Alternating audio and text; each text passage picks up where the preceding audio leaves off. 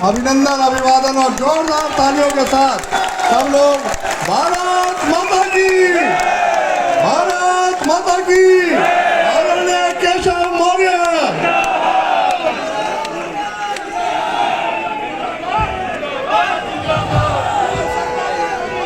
चलिए, बड़ी देर से बैठे बैठे थके थे आप।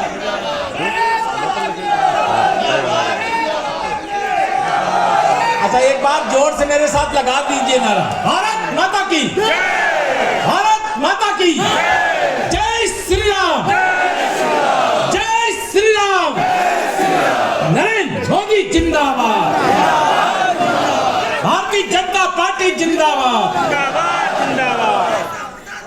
आज गाजियाबाद लोकसभा क्षेत्र के सम्मेलन के मंच पर पश्चिम क्षेत्र के अध्यक्ष श्री सत्येंद्र सिसोदिया जी, भारत सरकार में मंत्री और यहां के लोकप्रिय सांसद आदरणीय जनरल वीके सिंह जी, मुझे बताए, अभी जानकारी मिली कि आज ही के दिन आपातकाल लगा और आज ही के दिन जनरल साहब को विवाह बंधन में भी बंधने का मौका मिला। शुभकामनाएं हम सबकी।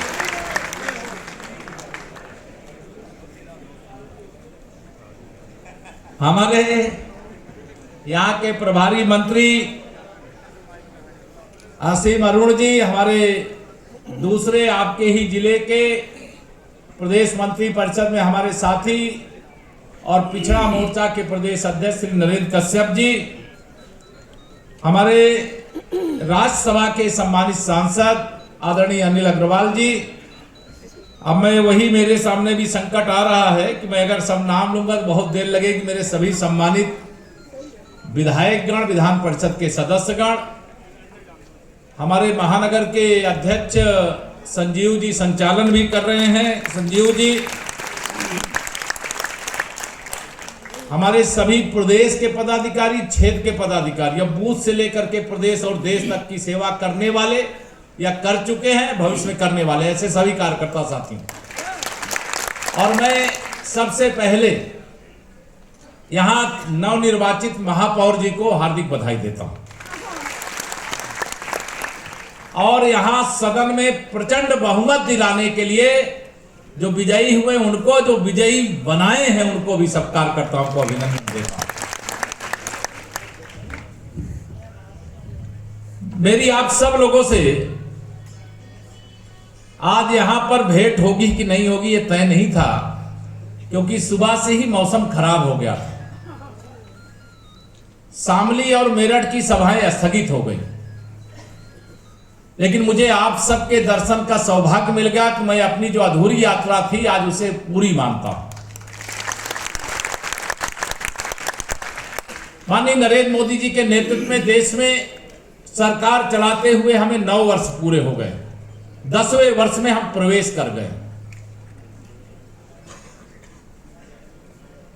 अगर हम 2014 का लोकसभा चुनाव नहीं जीतते तो शायद हम 2017 में विधानसभा का चुनाव भी जीतना मुश्किल होता। इसे 2014 जीते, इसलिए 2017 जीते, 2017 जीते इसलिए 2019 जीते, और 2019 जीते इसलिए 2022 जीते। अब 2022 जीते हैं तो 2024 भी जीतेंगे। जरा ऊपर वाले कम बोल रहे, जीतेंगे। लेकिन मैं एक बात कहता हूं, 9 वर्ष का सफल कार्यकाल हम देश की दृष्टि से भी, प्रदेश की दृष्टि से भी, अगर दोनों दृष्टियों से देखते हैं तो यहां तमाम वरिष्ठ लोग भी बैठे। जितना काम उत्तर प्रदेश में सपा बसपा की 15 साल की सरकार में नहीं हुआ था, उससे ज्यादा काम 6 वर्ष, अभी हमारा 7वां वर्ष है उत्तर प्रदेश में या उत्तर प्रदेश के अंदर हुआ। और जितना काम आपातकाल लगाने वाली कांग्रेस ने 60 साल देश में शासन करके नहीं किया, उससे दुगुना तिगुना 4 गुना काम 9 वर्ष के अंदर माननीय नरेंद्र मोदी जी के नेतृत्व में हुआ है कि नहीं हुआ? तो यह जो 9 वर्ष का कार्यकाल है वह 60 साल से अधिक उपलब्धियों को अर्जित करने वाला है। लेकिन मैं एक बात आप सबसे जरूर कहूंगा कि जो 2024 का चुनाव है वो देश को 60 साल नहीं, देश को 100 साल आगे ले जाने वाला चुनाव है कि नहीं है? देश को 100 साल आगे ले जाना चाहिए कि 100 साल पीछे ले जाना चाहिए? तो देश को 100 साल आगे ले जाने के लिए मेरे गाजियाबाद लोकसभा के ही और गाजियाबाद जिले के ही कार्यकर्ता साथी नहीं हो, मेरे बात को ध्यान रखिएगा। गाजियाबाद एक ऐसा शहर है, ऐसा जिला है, ऐसी लोकसभा है जो राष्ट्रीय राजधानी को भी प्रभावित करने का काम करती है और क्रांति धारा मेरठ और आसपास की सीटों को भी प्रभावित करने का काम करती है। 2014 में किसी को भरोसा नहीं था कि देश के अंदर माननीय नरेंद्र मोदी जी के नेतृत्व में भारतीय जनता पार्टी को बहुमत मिलेगा। उस समय का राष्ट्रीय नेतृत्व हमसे कहा करता था, हमारे कार्यकर्ताओं को कहा करता था कि हम 2014 में 272 प्लस जीतेंगे। याद है कि भूल गए आपको? लेकिन आपने अकेले गठबंधन की बात में नहीं कर रहा हूं, अकेले भारतीय जनता पार्टी के 283 कमल खिलाने का काम किया था। 272 प्लस के नारे को सफल बना दिया था। 2019 का लोकसभा चुनाव आया। 2019 के लोकसभा चुनाव में सपा, बसपा, कांग्रेस और राष्ट्रीय लोकदल ये चारों एक हो गए थे। चारों के एक होने के बाद हमारे राष्ट्रीय नेतृत्व ने नारा दिया, अब की बार 300 पार। और आपको बताते हुए मुझे खुशी हो रही है कि हमने देश में 303 कमल के फूल खिलाए। गठबंधन की संख्या तो जो थी वो थी ही। 2014 से अधिक वोट मिला इनके गठबंधन के बाद भी। हमारे 64 सांसद उस समय जीते थे गाजियाबाद सहित, लेकिन इस समय 64 नहीं, अब हम 66 हैं। हमने रामपुर में भी कमल खिला दिया है और आजमगढ़ में भी कमल खिला दिया। 2024 में हमें उत्तर प्रदेश से 80 के 80 कमल खिलाने का काम करना है।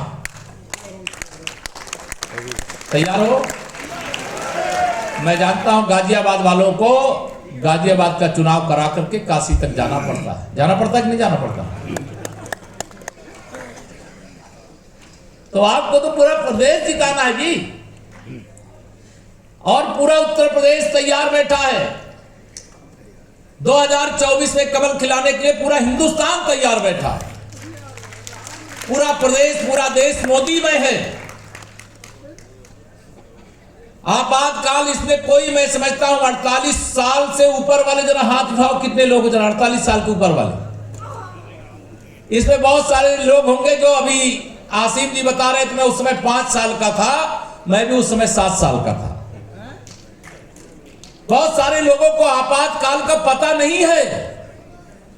जिस देश को अंग्रेजों की पराधीनता से मुक्ति मिले केवल 28 साल बीते हो, गोरे अंग्रेजों को खदेड़ करके बाहर करने का काम किया गया हो, फिर काले अंग्रेजों का शासन आ जाता हो और फिर हमको उसी प्रकार से बंधक बनाने का काम किया जाता हो। लेकिन आज गर्वपूर्वक यह मैं कह सकता हूं, उस समय का भारतीय जनसंघ के रूप में और इस समय की भारतीय जनता पार्टी के रूप में जो आपातकाल के खिलाफ निर्णायक लड़ाई हुई, उस लड़ाई की विजय का श्रेय अगर किसी को जाता है तो भारतीय जनसंघ को जाता है, राष्ट्रीय स्वयंसेवक संघ को जाता है। जो लाखों लोग जेल के अंदर भेजने का काम किया गया, आज वो सब लोकतंत्र सेनानी हैं, उनको मैं प्रणाम करना चाहता हूं। और यह कांग्रेस लोकतंत्र की बात करती है। इस देश के तमाम विरोधी राजनीतिक दल किसी दिन कहते सीपीएम है, किसी दिन कहते कि अब पीडीए है। आपने सुना है कि नहीं सुना है? अलग अलग रूप धारण कर रहे हैं। इनका लक्ष्य क्या है? जो लक्ष्य उत्तर प्रदेश में सपा, बसपा, कांग्रेस और राष्ट्रीय लोकदल का था कि उत्तर प्रदेश में भाजपा को फिर से 10 सांसदों की सीमा में समेट देंगे। उनको मालूम नहीं था कि नेता भले साथ साथ हो जाए, लेकिन जनता मोदी जी के साथ है।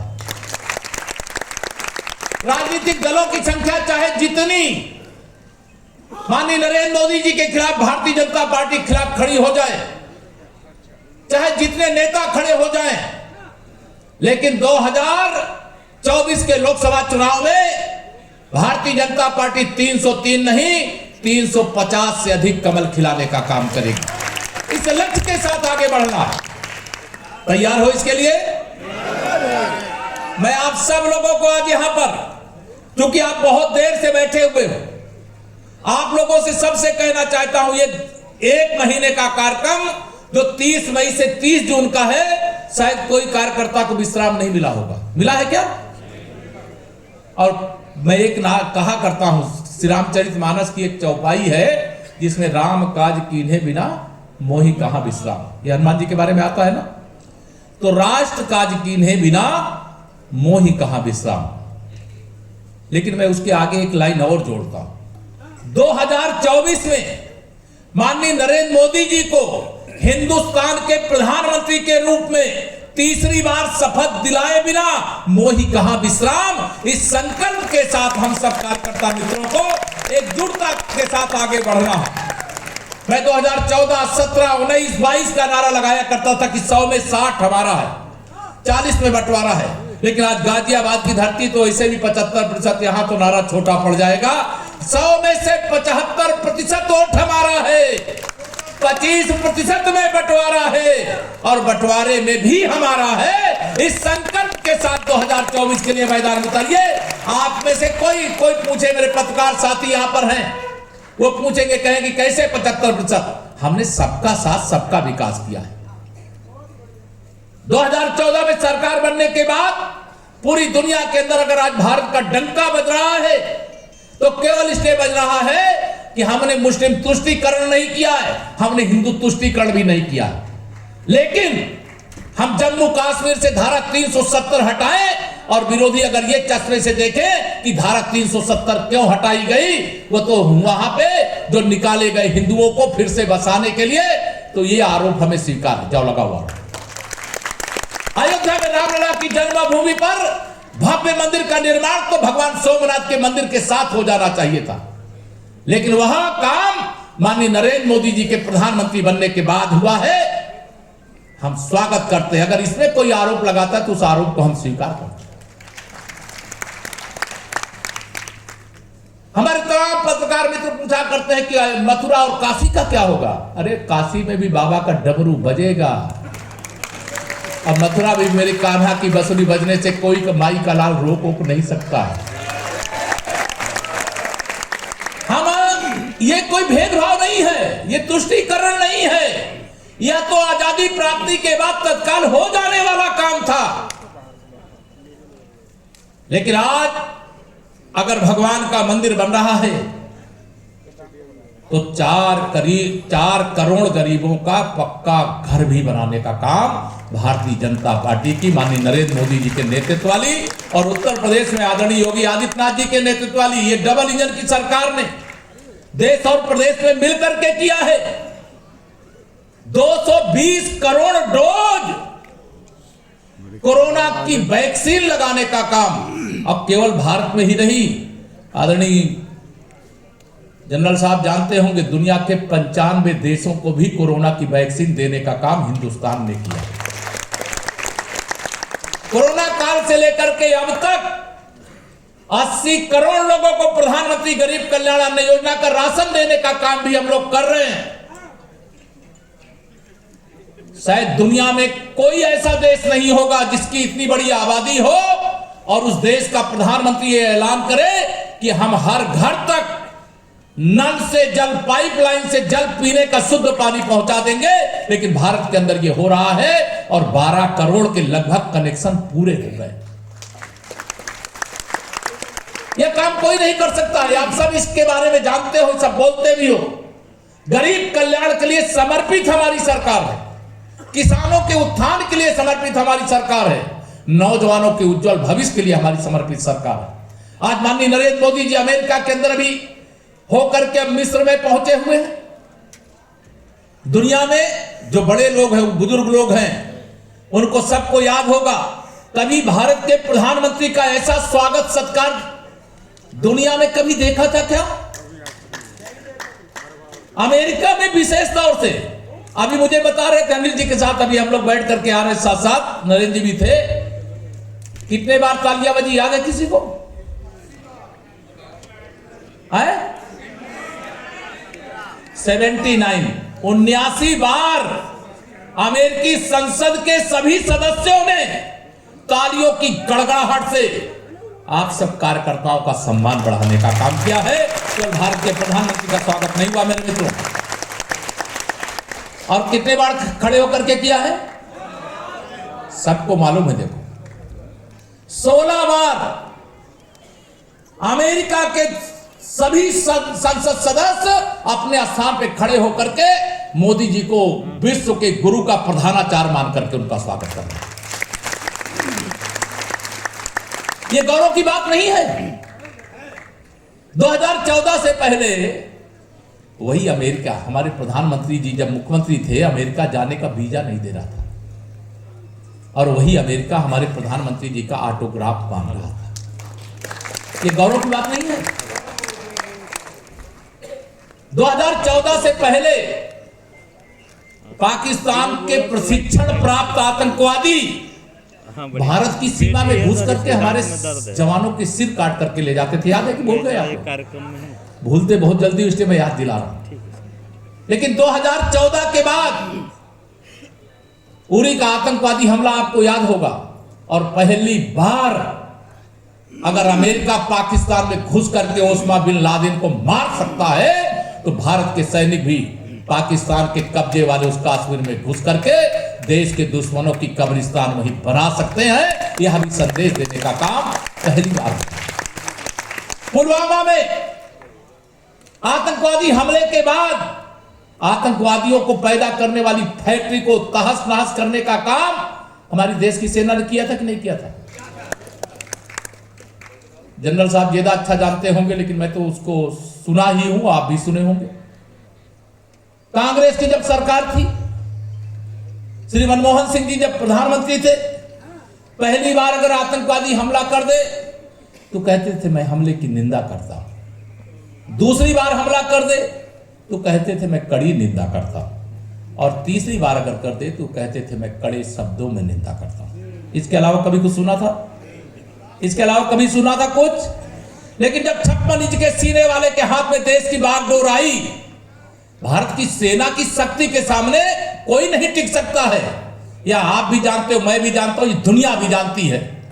लेकिन जब शासक माननीय नरेंद्र मोदी जी जैसा होता है, साहस जब माननीय नरेंद्र मोदी जी की तरह रखने वाला होता है, तब गोली का जवाब गोला से दिया जाता है, ईंट का जवाब पत्थर से दिया जाता है।